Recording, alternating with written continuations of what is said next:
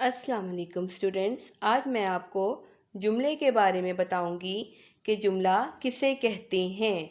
जुमले के दो बड़े इज्जा होते हैं जिन बड़े इज्जा का आपस में ताल्लुक़ होता है और जो जुमले को मुकम्मल करता है। इस तरह सुनने वाले को मतलब की वजाहत हो जाती है और पूरी बात समझ आ जाती है। जैसे अल्फाज का ऐसा मजमुआ जिसका मतलब पूरी तरह समझ आ जाए जुमला कहलाता है। जुमले के दो बड़े इज्जा होते हैं मसनद अलैह, मसनद।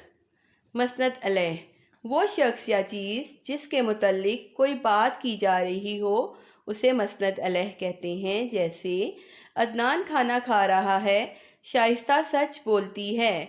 इन मिसालों में अदनान और शाइस्ता मसनद अलैह हैं। मसनद वो बात या ख़बर जो किसी के बारे में कही जा रही हो उसे मसनद कहते हैं। जैसे अदनान खाना खा रहा है, शाहिद ज़हीन लड़का है, शाइस्ता सच बोलती है। इन मिसालों में खाना खा रहा है, ज़हीन लड़का है और सच बोलती है मसनद है। ओके स्टूडेंट्स, मैंने आपके साथ जुमला और उसके दो बड़े इज्जा को डिस्कस किया।